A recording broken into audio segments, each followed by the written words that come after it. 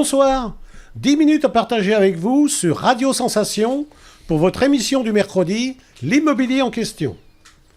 Vous souhaitez investir dans le neuf. Parlons du dispositif Pinel. Comment puis-je en bénéficier ? 2 experts professionnels pour m'accompagner dans cette émission.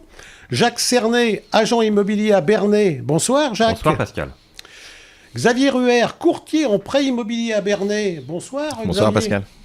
Alors ma première question sera pour vous Xavier. Qu'est-ce que la loi Pinel ? La loi Pinel, c'est une loi qui date de 2014 maintenant, qui est venue remplacer la loi Duflot. Elle sert aux investisseurs qui veulent faire du neuf et défiscaliser. Elle donnera beaucoup de réductions d'impôts. En fait, l'État sort des lois comme ça pour que le particulier, l'investisseur, crée du logement, pas social, mais avec des plafonds de revenus assez bas, et du logement neuf, en très bon état, aux dernières normes écologiques, etc. Voilà, donc il y a plusieurs avantages d'investir dans le neuf, Xavier ?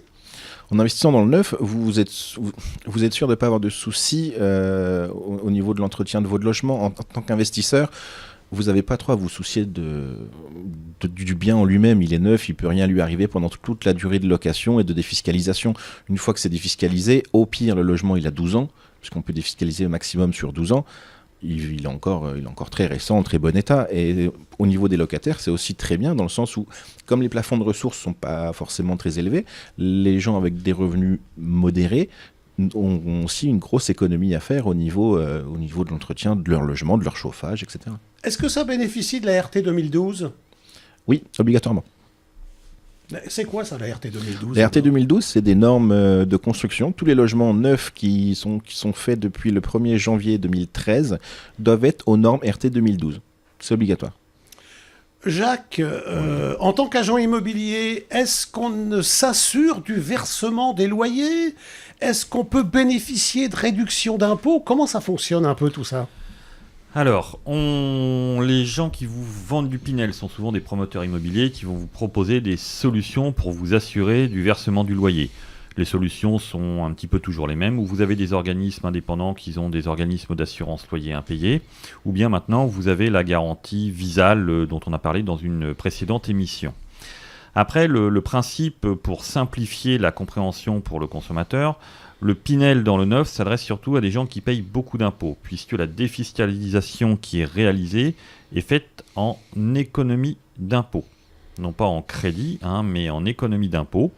Et ça permet justement de payer beaucoup moins d'impôts sur une période allant de 6 à 12 ans, selon l'option que l'on va choisir.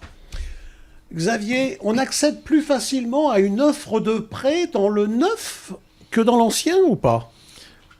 Avec cette loi, en loi Pinel, oui, on peut avoir accès à de l'achat, de l'investissement immobilier pour des jeunes cadres qui gagnent bien leur vie et qui vont vite payer des impôts, même s'ils démarrent seulement et que finalement ils n'ont pas d'apport. C'est pas gênant.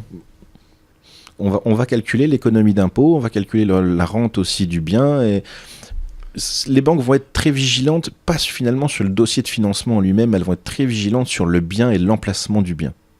En clair, est-ce que vous financez plus facilement une résidence principale que un financement d'un de vos clients qui a déjà sa résidence principale et qui vient acheter, pour un complément de retraite ou autre, un bien qu'il va louer ? Oui.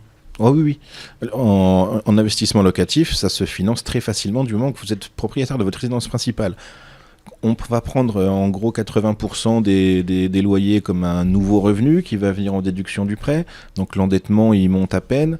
C'est vraiment c'est plus facile à financer effectivement un achat d'un locatif quand on a déjà une résidence principale que sa première résidence principale quand on est primo-accédant. Ce qu'il faut préciser également pour le Pinel, les banques le financent plus facilement, le Pinel dans le neuf, puisque les banques commercialisent elles-mêmes des produits de type Pinel, donc elles ont tout intérêt à placer leurs produits auprès des clients. Est-ce que vous pouvez nous rappeler les conditions de location avec la loi Pinel, Jacques ? Alors, les conditions de location avec la loi Pinel, on en a plusieurs. On ne doit pas dépasser, selon la zone, un plafond de loyer. au mètre carré. Sachant que pour le calcul de certaines surfaces, on peut pondérer des surfaces comme un balcon, on peut pondérer des surfaces comme une cave ou ce genre de choses. Bon, c'est un petit calcul, il faut aller regarder la formule sur le site du gouvernement. Et selon la zone, vous ne devez pas dépasser un plafond de revenus et on ne peut pas vous imposer un plafond de loyer supérieur à ce qui est noté. L'intérêt de la Pinel, contrairement à la loi du Duflot, c'est qu'on peut aussi également, entre guillemets, sécuriser un petit peu plus ses revenus parce que on a le droit de louer à ses ascendants ou ses descendants, ce qui était interdit jusqu'à ce jour. Vous avez parlé d'un site. Quel est ce site où nos auditeurs peuvent aller voir ce qu'on peut leur offrir et s'ils sont éligibles sur cette loi Pinel, en fait? Alors, sur la loi Pinel, par rapport aux zones d'éligibilité, vous avez le site donc www.logement.gouv.fr. On le rappelle une seconde fois, là, parce que je pense que c'est important que nos auditeurs et les personnes qui nous regardent aillent faire un tour, parce que c'est quand même assez compliqué de savoir si on est éligible ou pas, quoi. C'est ça. Donc www.logement.gouv.fr. Merci. Xavier, est-ce qu'on peut revendre un logement acheté en Pinel? Pas facilement. On ne peut pas le revendre facilement. Il y a des solutions, mais ces solutions sont sur une liste très très restreinte. Il faut qu'il y ait un des deux conjoints qui décède, par exemple. Il faut vraiment des pertes d'emploi. Un divorce, par exemple, ça ne fonctionne pas. Alors, c'est la question de Martine, figurez-vous, Xavier. C'est la question de Martine qui nous dit « Le dispositif Pinel est-il maintenu en cas de divorce ?» Alors, je ne sais pas si elle veut anticiper, Martine, mais elle pose la question, quoi. Il est maintenu. Il est maintenu. Il faut absolument qu'il y en ait un des deux qui rachète le bien, ou à ce moment-là, ils se partagent l'avantage fiscal à deux. Mais le divorce n'est pas une cause pour pouvoir revendre le Pinel. Si jamais vous revendez le bien malgré tout, vous pouvez finalement, c'est pas interdit de le vendre. Cependant, si vous le revendez, vous devez reverser toute votre économie d'impôt réalisée depuis l'acquisition. Et ça peut vite monter. Ça fait mal, ça coûte cher, c'est douloureux financièrement. Très douloureux. Donc il nous reste 3 minutes, messieurs. Jacques, l'objectif, en fait, quand on fait du Pinel, c'est sur 6, 9 ou 12 ans. C'est ça. Il est peut-être préférable de prendre 6 ans, puisqu'on a le droit, je crois, de... On peut faire 2 reports successifs, Des effectivement. reports ? Exactement.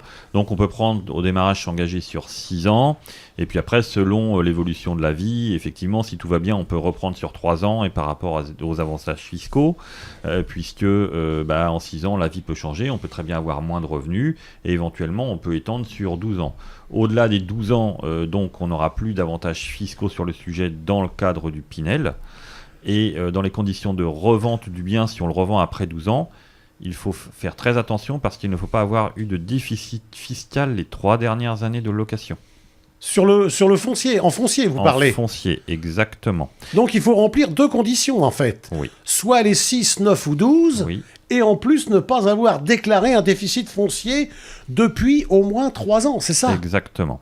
Et donc, après... Dans le cadre de la revente, selon la zone où vous allez investir dans le Pinel, eh bien, vous pourrez ou pas bénéficier d'une plus-value, qui peut être imposable selon le montant, mais vous pourrez bénéficier ou pas d'une plus-value. Donc en fait, en cas de vente, il faut rappeler ce que c'est que la plus-value, c'est de vendre plus cher qu'on a acheté en fait. Et en fait, cette partie-là est taxable. Elle est taxable selon le montant. Et puis, on a plusieurs selon les critères et selon les montants, elle peut être taxable. Alors, vous voulez nous rappeler, Xavier, quelles sont les durées de détention pour ne pas être taxable à cette plus-value? Parce qu'on entend des choses qui sont un peu... on entend 22 ans, on dit... moi, j'ai entendu dans la rue, oui, non, mais au bout de 22 ans, on n'est plus taxable. Mais je crois que c'est faux, ça. On a 2 durées en réalité. Voilà. On a une durée de 22 ans sur lesquelles on va être exonéré d'impôt sur le revenu par rapport à la plus-value. Et on a la durée de 30 ans pour être exonéré des prélèvements sociaux. Donc voilà, entre 22 ans, mais 30 ans, on a encore les prélèvements sociaux. Voilà, au-delà de 22 ans, vous continuez de payer les prélèvements sociaux sur la plus-value malgré tout. Bah écoutez, messieurs, l'émission touche à sa fin. Merci d'avoir accepté l'invitation, messieurs. Merci Pascal. Vous pouvez télécharger l'application Radio Sensation officielle pour nous retrouver en audio, en vidéo. À mercredi prochain, 19h35. Excellente soirée.